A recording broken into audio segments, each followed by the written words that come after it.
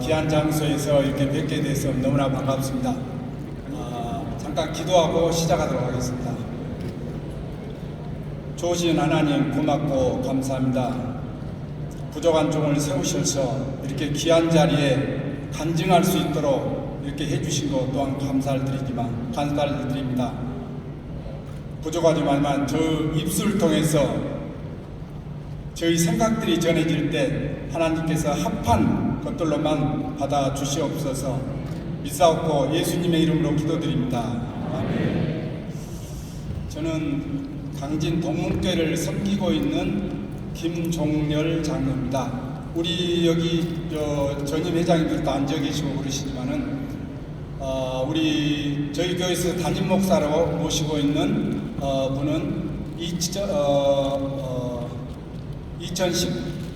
2018년부터 4년 동안 총회 선교부장을 섬기셨던 홍요한 목사님을 담임 목사님으로 모시고 이렇게 교회를 섬기고 있습니다. 강진 동문교회는 광주 남노에 속한 읍단에 있는 아주 작은 규모의 교회입니다. 10년 전에는 120명이 모여서 예배를 드렸었는데 지금은 70명이 모여서 예배를 드리고 있는 작은 규모의 교회입니다. 그래서 시대상이라고 하지만은 너무나 안타깝습니다. 제가 오늘 간증을 한다고 이 자리에 섰습니다만은 이제 장로의 활동을 하면서 알게 되었던 우리 앞에 계신 우리 문영률 장로님께서 수차례 요청을 하셨습니다. 그래서 또 계속해서 또 이렇게 거절할 수만 없어서 이렇게 결국 수락을 하고 이렇게 이 자리에 섰습니다만은 굉장히 지금 떨고 있습니다. 하지만 우리 하나님께서 여호수아에게 주셨던 그런 담대한 마음 오늘 저한테도 주실 것이라 믿고 이렇게 말씀을 전하도록 하겠습니다. 그리고 저희 간증은 감사합니다. 저희 간증은 특별한 것이 없습니다. 그리고 저는 특별한 사람도 아닙니다. 여러분 우리 여기에 계신 우리 장로님께서 신앙의 현장에서 그렇게 겪다 보면 케이스는 다르지만은 충분히 겪을 수 있는 그런 일들입니다. 그렇기 때문에 과장되지 않고 축소되지도 않고 있는 그대로 이렇게 전달을 하도록 하겠습니다. 리모컨을 주신다고 했는데 리모컨을 안 주세요. 넘겨주십시오. 저는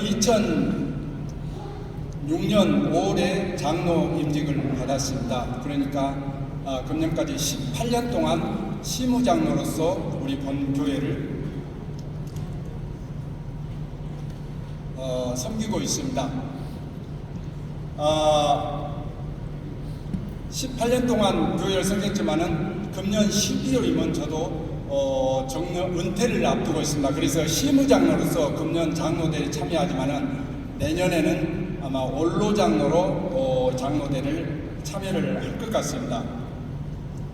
저는 2014년 직장에서 은퇴를 함과 동시에 우리 오늘도 여기 장로대에 함께 참여를 했습니다만은 선배 장로님의 권유로 장로의 활동을 하기 시작했습니다. 장로의 활동을 하면서 시차례, 노예, 그 다음에 총회까지 이렇게 섬기면서 봉사할 수가 있었습니다.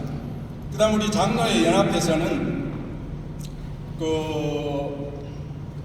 실무 임원을 맡아서 했었고요. 별로 한 일은 없었지만은 협동장로, 부회장까지 이렇게 섬기면서 활동을 했었습니다. 그래서 지금은 장로 공동체 제일 하부 조직이라고 할 수 있는 강진 장로의 회장직을 마지막으로 이렇게 맡고 있습니다.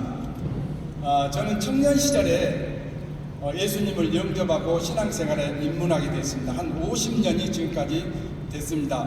50년이 지나오면서 이렇게 내 신앙생활과 또 신앙 공동체에 참여를 하면서 뭔가 모르게 신념이랄까, 믿음의 신념이랄까, 영적인 신념이랄까, 그렇자면 신앙의 수칙이랄까, 이런 것들을 얘기하다 보니까 자동적으로 넘어갔네요. 그 마음에 새기게 됐습니다. 그래서 이것들을 실천하기 위해서 굉장히 노력을 하면서 신앙생활을 해왔던 것 같습니다. 나의 그 신앙적인 신념이랄까 이런 것을 보면은 겸손하면서 정직하게 신앙생활을 하자. 절대 욕심을 부리지 말자. 그리고 이제 신앙 공동체를 섬김 활동을 하면서 섬김의 본을 보이자라는 그렇게 신념을 가지고 신앙생활을 했었습니다. 그래서 이제 이 신념에 맞는 사람을 찾다 보니까 갈렙이라는 사람을 찾게 되었고, 신앙 속의 인물이죠. 그래서 갈렙이 내 신앙생활의 모델로 삼을 수가 있었습니다.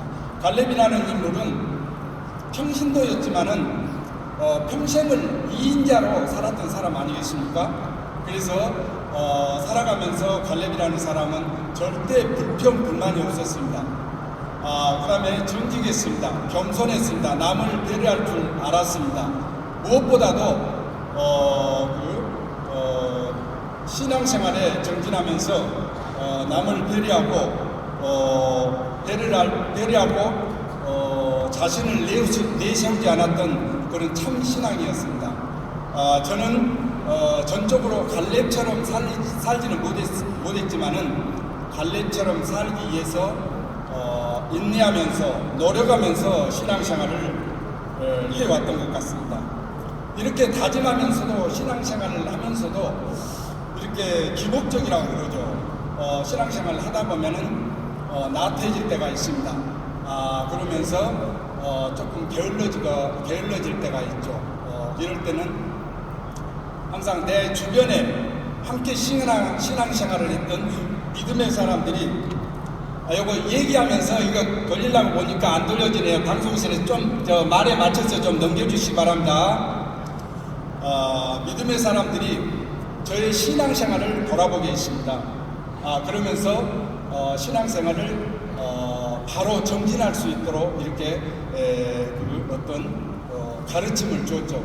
첫 번째로 저에게 신앙생활을 돌아보게 하고 믿음을 줬던 사람은 저희 안사람입니다. 저희 아내이죠. 저희 아내는 교회 권사이면서 저하고 같이 교회를 섬기고 있습니다. 청년 시절에는 기청활동을 아주 맹렬하게 했던 여성이었습니다. 교회에서 저와 만나 함께 살아가면서 신앙생활을 열심히 교회를 섬긴다고 하고 있습니다. 같이 섬기고 있습니다.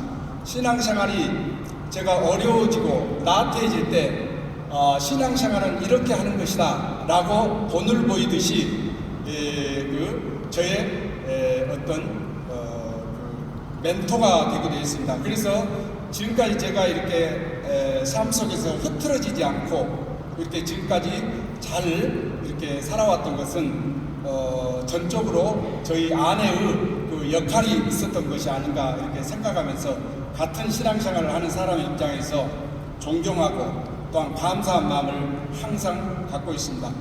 두 번째로 저희 신앙생활에 그 영향을 주었던 인물이라면 제 친구입니다. 교회에서 만난 친구이기도 하지만은 제 친구인데 함께 같은 교회에서 또 같은 구역에서 이렇게 활동하는 그런 30대 중반대의 저 믿음의 친구였습니다. 그 친구는 젊은 사람이었지만은 굉장히 성실하게 믿음 생활을 했습니다. 그리고 보통 가정에서 이렇게 여자들이 신앙생활을 주도해가고 남자들은 그 뒤를 따라가는 입장이지 않습니까? 그런데 이 집은 반대입니다. 남자가 신앙생활을 주도하고 여자가 따라오는 그런 그 가정인데 아주 믿음이 좋고 그런 젊은 그런 집사님이었습니다. 그래서 보면은 기도도 이제 굉장히 잘합니다. 그래서 제가 항상 부러워했던 그런 친구이기도 하죠. 그런데 이 친구가 어느 날 갑자기 폭탄 선언을 하게 됩니다. 갑자기 서울로 이사 가겠다는 것입니다.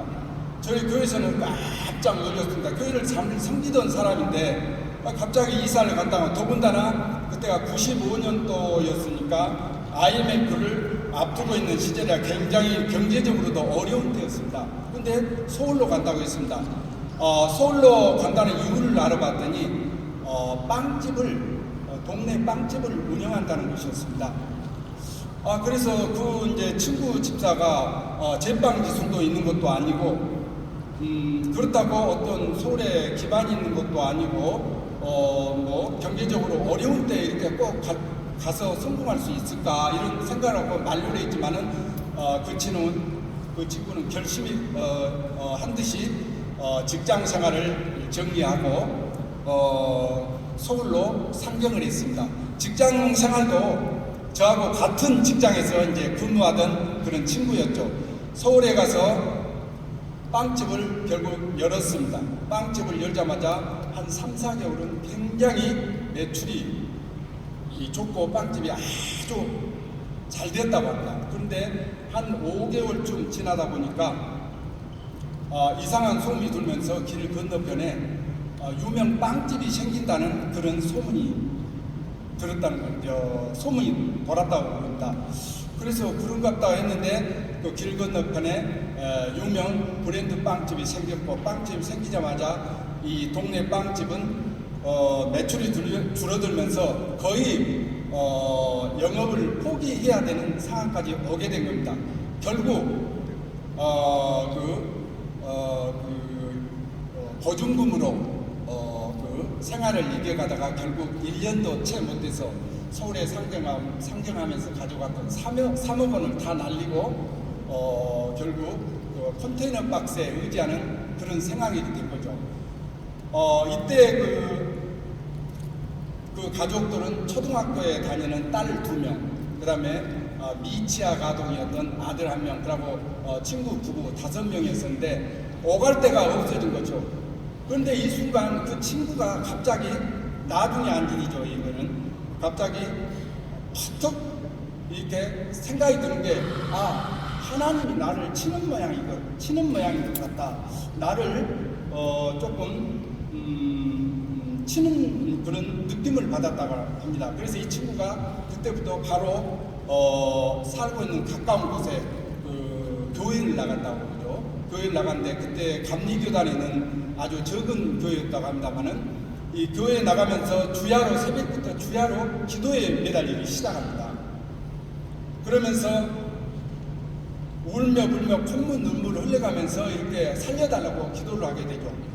이제 유심히 이 모습을 지켜보던 한 권사님께서 이 기도를 시작한 지 한 40일이 지난 후에 이 집사 부부 곁으로 이렇게 나가서 젊으신 분들 같은데 무슨 사연이 있어서 이렇게 기도를 하시냐 이렇게 물어보더라는 것입니다. 그래서 자초지종을 얘기했겠죠. 그러니 자기 일처럼 안타깝게 생각하면서 이렇게 돌아갔는데 한 3일쯤 지나니까 이 권사님께서 그 이력서 용지를 가지고 와서는 혹시 안 될지도 모르지만 될지 안 될지도 모르지만 여기에 한번 넣어보라고 그렇게 하더랍니다. 그래서 했는데 이 권사님이 이력서 용지를 가져오게 된 배경은 그 집사 부부에게 이제 얘기를 듣고 집으로 돌아갔겠죠. 남편에게 얘기하기를 우리 교회에 젊은 집사가 얼마 전에 왔는데 굉장히 이렇게 무슨 사정이 있는지 이렇게 굉장히 울부짖으며 기도하고 너무 안 돼 보이더라.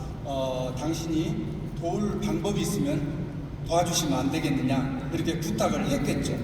그런데 이 권사님의 남편은 그때 당시에 용산에 모처라고는 어느 부처라고는 얘기 않겠습니다만은 용산에 있는 부처에 총무과장이었다고 합니다. 그 총무과장님이 마치 그때 이 기계실을 관리하고 있는 그 직원을 그때 당시에 비능직을 구하려고 이렇게 공고를 내고 있었는데 자기 부인이 그런 얘기를 하니까 한번 이렇게 알아보겠다 이런 얘기를 하고 이제 그 이력서 용지를 주었던 것이죠. 결국 이제 이 집사가 그 이력서를 제출했습니다. 정보부처에. 합격했겠습니까? 못했겠습니까?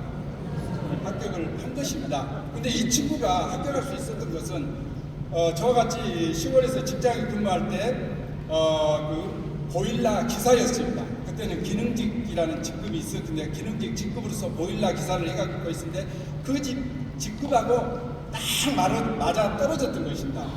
그런데 나중에 알고 보니까 그때 당시 기능직도 정규 직급이기 때문에 여러 군데서 많은 취업 부탁에 청탁이 들어와 왔었는데 많게는 거의 차관급에 해당하는 그런 권력 있는 부서에서도 청탁이 들어왔었는데 결국 이 아무 힘이 없는 우리 친구 집사가 선발이 된 것입니다. 그래서 이 친구는 갑자기 이제 고정적인 수입이 생기다 보니까는 생활이 안정될 수 있었고, 그 다음에 이제 교회도 열심히 이제 안정적으로 다니다 보니까는 교회에서 안수집사 장로에 보니까는 안수집사 직분도 받을 수 있었고, 그리고 10년 전에 퇴직한 무렵에는 6급 팀장으로 퇴직하는 그런 큰 기쁨을 누렸다고 합니다. 그리고 이제 이 권사님 가정하고는 퇴직한 이후에도 계속 그 관계가 이어져 가지고 퇴직한 이후에도 이 정부 부처의 산하기라는 공공 단체에 이렇게 알바생으로 이렇게 계약직으로 취업이 해가지고 지금 현재까지 근무하고 있다는 것입니다. 그러면서 여기 장로대 올라오기 전 며칠 전에도 그때 시골에 내가 같이 만났는데 가만히 생각해 보면은 자기가 살아왔던 가정이 하나님의 은혜였다. 그러면서 참 극적인 삶을 살아온 것 같다. 그러면서 자랑스럽게 얘기한 것을 들어볼 수가 있었습니다. 이 부부의 살아오는 과정을 지켜보면서 저는 마태복음에 있는 7장 7절에 있는 말씀을 늘 마음에 새기면서 어려움이 있을 때마다 그 말씀을 묵상하면서 신앙생활을 하고 있습니다. 세 번째로는 우리 지역에 있는 한 교회에서 장로 임직을 했었습니다. 그런데 그 임직식 날에 교인들에게 권면의 말씀 있죠. 교회 권면의 말씀 한 목사님이 시찰장을 하셨던 목사님이 그 교인들을 장로 임직을 하는 교회 교인들에게 권면을 했던 말씀을 이 시간 전해드리고자 합니다. 그 목사님이 권면했던 말씀의 내용은 이렇습니다. 목사님이 대부분 교회도 마찬가지죠. 연말에 되면 소원 기도를 다 받지 않습니까? 그래서 연초에 한 해 동안 그 기도 수첩을 가지고 담임 목사님께서 교회에 그 가정을 위해서 기도해주고 그러는데 기도의 수첩을 자기 본교에서 나눠주고 회수를 했는데 대부분이 다 일상적인 우리 가족들의 건강을 위해서 기도해달라, 우리 자녀들의 취업을 위해서 기도해달라, 가족들의 구원을 위해서 기도해달라, 이런 것들이 포괄적으로 쓰여 있는데 한 기도 내용이 눈에 들어오더라는 것입니다. 그것은 자기 교회를 섬기고 노 권사님의 기도 내용이 있어요. 그 권사님의 내용의 기도가 목사님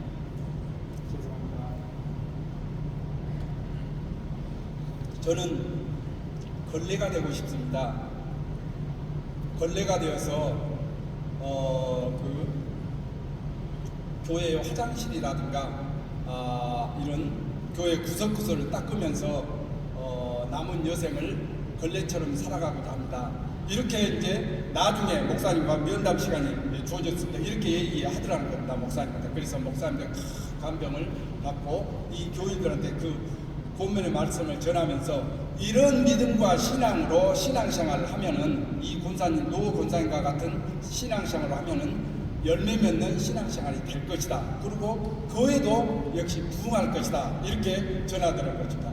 저도 사실 그 자리에 있어가지고 그 권면의 말씀 듣고 굉장히 큰 울림으로 마음속에 다가왔습니다. 그래서 그 권사님이 생각날 때마다 그 권사님이 지금도 그렇게 걸레의 사명을 감당하고 있을지 모르겠지만은 그 권사님이 건강하셔가지고 걸레의 사명을 잘 감당했으면 좋겠다라는 마음으로 기도를 하고 있습니다.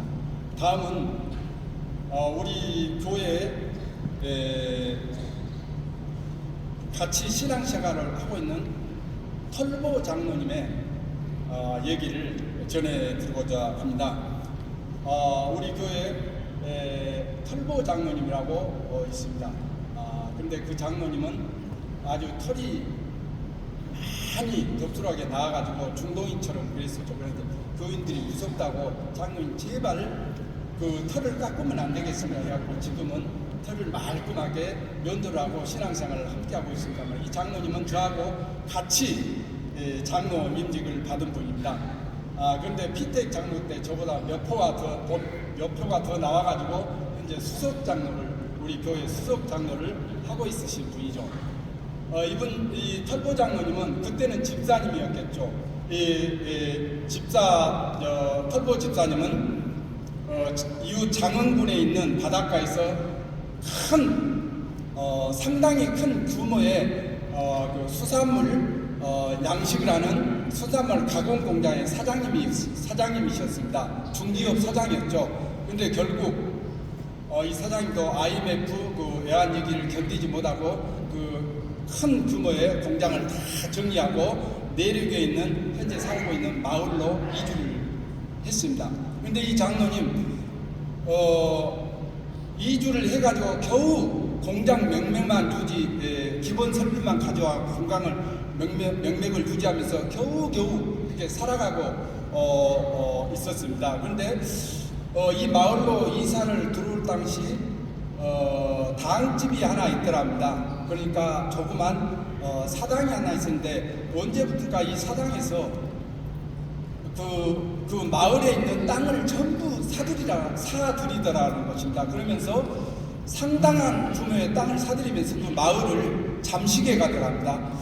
그래서 그때까지는 집사님이 계속해서 지켜봤겠죠. 그러면서 이 당집에서 이렇게 사들이면서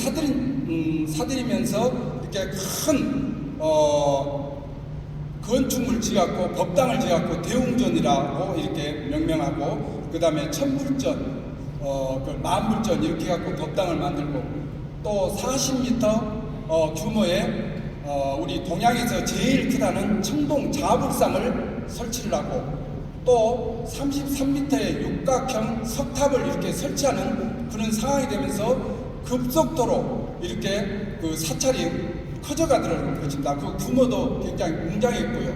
그래서 그 마을이 정말 7년 만에 엄청난 변화를 이뤘습니다. 그래서 이 털보 집사님이 생각하길, 야, 이제 나는 망했는 모양이다. 이렇게 어렵게 해서 마을로 들어와서 이렇게 공장을 하고자 하는데, 이렇게 또 신앙생활을 그나마 이렇게 하고 있는데, 이렇게 사찰이 큰 규모의 사찰이 들어왔고, 사찰 이름도 세계 불교 미륵 대종 남미륵사, 총본산 남미륵사라고 명명해갖고 정말 전국적으로 아주 큰 사찰이 들었다는 것을 전국적으로 알려지게 되었죠. 그래서 우리 털보 이 집사님은 나는 신앙생활도 못하겠다 이렇게 생각하면서 이제 기도를 하게 되는데, 그런데 이상하게 기도를 하면은 이 가슴 깊은 곳에서 뜨거운 것이 올라오면서 기분이 좋아지더라고요. 이제 그때 당시에 이제 마을에 이제 주민들도 이제 저 집사 교회에 다닌다 하더만 이제 망했네. 저렇게 큰 절이 들었었는데 버틸 수 있겠어 그렇게 무시당하고 그랬는데, 기도를 하게 되면 그렇게 기분이 좋아지면서 자신감이 생기고 일도 열심히 해지는 신앙생활도 열심히 해주는 그런 생활이 되더라는 것입니다. 그 무렵에 장로 임직을 받게 됩니다. 그런데 놀랍게도 장로 임직을 받은 후에 변화가 생기게 됩니다. 반전이 일어나게 됩니다. 이 남미륵사가 전국적으로 큰 규모 사찰로 이렇게 변화되면서 전국에서 불자들이 모여들기 시작합니다. 상춘기에는 대형 버스 200~300대가 이 마을에 들어오고 나가면서 엄청난 변화를 이룬 것입니다. 근데 마치 이 장로님 이 공장이 그 남미륵사 바로 입구에 위치해갖고 나가는 사찰에 들려 나가는 신자들이 장로님 공장을 앞을 지나가게 됐습니다. 대부분 이제 사찰은 불자들이 여성분들이기 때문에 이제 공장에 가면서 공장에 들려갖고 이렇게 미역 제품, 가공해 놓은 미역 제품이라든가 다시마 같은 거 이런 것들을 사가더라고요. 처음에는 대수롭지 않게 여겼는데 점차 매출이 늘어나더니 언젠가는 하루에 몇백만씩 이렇게 수입이 되는 놀라운 변화가 일어난 겁니다. 그래서 사찰에서 시기할 정도로 이렇게 저 교회 다니다가 저 사람 모습이 딱 이렇게 시기할 정도로 이렇게 큰 변화 있어가지고 우리 장로님도 털보장님도 깜짝 놀라게 되었다는 겁니다. 정말로 이 모습 보고 우리 하나님 정말 능력의 하나님이라고 놀라지 않을 수가 없습니다. 부처님을 통해서 마음을 변하게, 부처님의 마음을 변하게 해서 당신께서 세우신 이 장로를 도와준 우리 하나님 정말로 놀랍지 않습니까? 할렐루야. 여러분 박수 한번 쳐주십시오.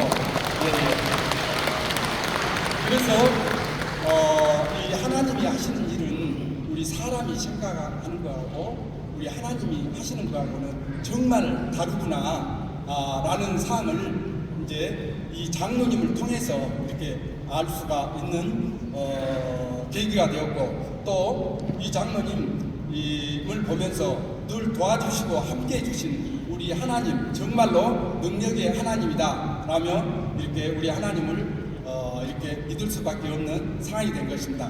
마지막으로 이제 제 삶의 이야기를 이제 한번 해보겠습니다. 이거는 어찌 보면은 이 일 때문에 우리 그 회장 장로님께서 간증 한번 해라 이렇게 했는지도 모르겠습니다만은 제가 이제 퇴직을 한 이후에 한 2014년도에 다니는 직장에서 퇴직을 했습니다만은 퇴직을 하고 10여 년간 열심히 활동을 하고 이제 하면서 뭔가 퇴직 이후에는 좀 더 가치 있는 삶을 위해서 내가 마지막 삶을 제2의 삶을 살아야겠다라는 다짐을 마음속으로 했었죠. 그 무렵에 그러면서 그렇게 고민하고 생각하던 중에 뇌성마비 1급 장애인 아이를 시설에서 집으로 데려와 함께 살게 되었습니다. 이 무렵에 시설에서 근무하고 있던 저희 안사람이 퇴직을 하게 되는데 생후 6개월부터 그 아이를 맡아서 보육시켜왔던 이 아이를 두고 퇴직할 수 없어가지고 너무나 안타깝게 이렇게 기도하고 걱정하는 모습을 제가 지켜보면서 내가 바라고 원하는 참 가치 일이라는 것은 이거인지도 모르겠다. 또한 우리 안사람의 근심 걱정도 덜어줘야 되겠다라는 마음으로 이렇게 아이를 데려와 집으로 함께 살게 됐는데, 물론 법적인 절차를 다 거쳐서 아이를 집으로 데려왔습니다. 근데 이 아이는 혼자서는 아무것도 할 수 없는 인형 같은 아이였습니다. 지금 벌써 그 아이와 가슴으로 부모의 연을 맺은 지 13년이 됐습니다. 지금 초등학교 6학년에 다니고 있습니다. 이 아이는 혼자서는 아무것도 할 수가 없는데 일어서지도 앉지도 말하지도 못하는 그런 아이입니다. 그래서 누워서만 지내는 아이인데 이 아이를 케어하면서 저희 부부가 데려와서 집에 살게 된 거에 대해서 한 번도 걱정한 적이 없습니다. 사실 주변의 사람들은 데려올 때도 10중 8구가 10명에서 9명은 안 될 것이다. 그 장로님의 삶도 망가질 거다 우려를 했지만은 그 아이를 데려왔었거든요. 그리고 데려온 이후에도 데려와서 키운 결정에 대해서 단 한 번도 저희 아내와 후회한 적이 없습니다. 오히려 하나님이 주신 사명이라고 생각하고 이렇게 받아들이고 이렇게 아이를 키우고 있습니다. 근데 육신적으로 힘들지 않다는 것은 거짓말이에요. 육신적으로 힘듭니다. 하지만은 우리가 육신적으로 힘든 부분들은 저희가 감당을 할 수 있지만 우리가 감당할 수 없는 어려운 점들이 있더라고요. 그래서 두 가지만 말씀드린다고 하면은 집 밖에서 화장실에 가는 거하고 기저귀 갈아주는 일들이 참으로 어려웠습니다. 화장실에 가면은 장애인 화장실도 마찬가지입니다만은 대소변을 처리하기 위해서 화장실에 들어가면 화장실에 변기가 앉겠다. 변기가 너무나 적습니다. 둘이 앉기는 너무나 적습니다. 아이가 몸을 가누지 못하기 때문에 뒤에서 부둥켜 안고 아이를 변기에 앉혀서 같이 이렇게 볼일을 봐야 되는데 변기가 적기 때문에 뒤에 있는 사람은 원고추첨이 서가지고 이렇게 볼일을 보게 해야 됩니다. 그렇기 때문에 너무나 그런 부분들이 힘들고 지금 우리나라 현실적으로 둘이 앉아서 볼일 보는 변기가 생산이 되지 않고 있는 걸로 알고 있거든요.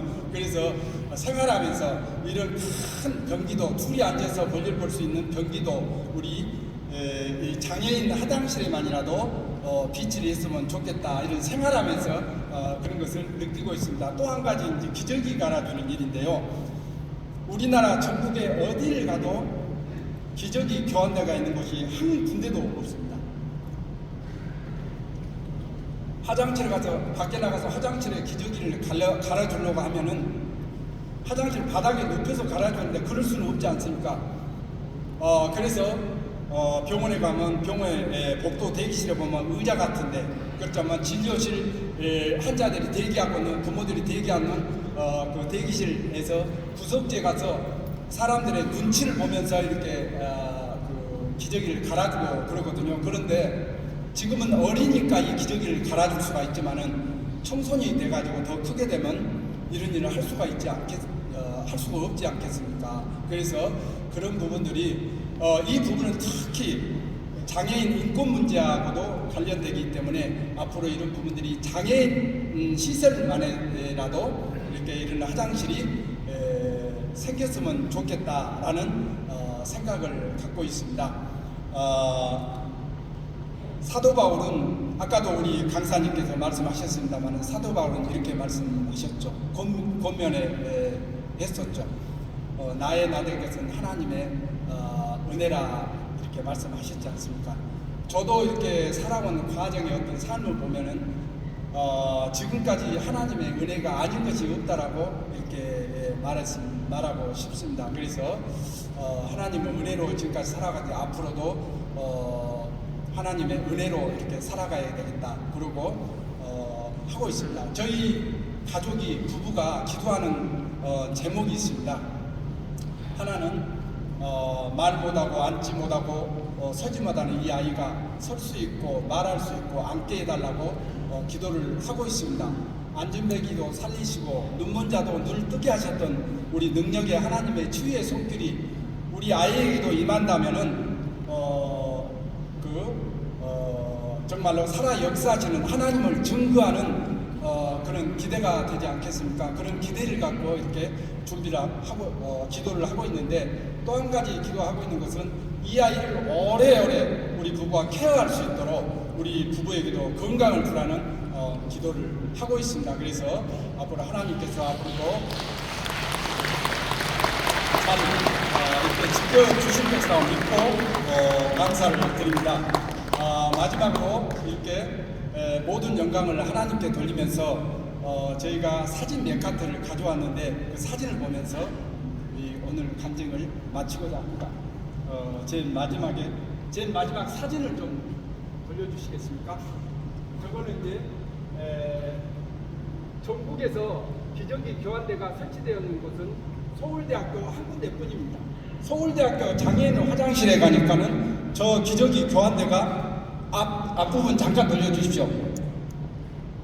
기저귀 교환대가 있어요. 저런 교환대가 있어야 마음 놓고 기저귀를 갈아줄 수가 있습니다. 다음요. 보통 화장실 가면 저기 앉아있는 그런 조그만 의자가 비치대가 있습니다만은 저거는 이제 그 병원 복도에서 사람들 눈치 보면서 기저귀를 갈아주고 있는 모습입니다. 그리고 장애인 저거는 이제 24시간 우리 아이가 신고 있는, 잠잘 때만 벗고 있는 보장구 신발입니다. 그리고 옆에 있는 것은 기립기라고 다리에 힘을 얻기 위해서 하루에 1시간씩 집에서 세워주고 있습니다. 이것도 오랫동안 세워지면 코에서 피가 날 정도로 힘든 그런 기립기라는 보장입니다. 다음에 넘겨주시고요. 저거는 집에서 땅콩볼로 근육이 경직되지 않도록 자꾸 이렇게 재활 훈련을 시켜주고 있는 모습이고요. 요것도 역시 땅콩볼로 이렇게 재활 훈련을 집에서 시켜준 모습입니다. 넘겨주십시오. 저거는 이제 바이시클이라고 집에서 역시 다리에 힘을 주기 위해서 근육에 힘을 주기 위해서 자꾸 자동으로 이렇게 고정을 시켜갖고 돌리고 있는 모습입니다. 이것도 마찬가지입니다. 마지막 돌려주십시오.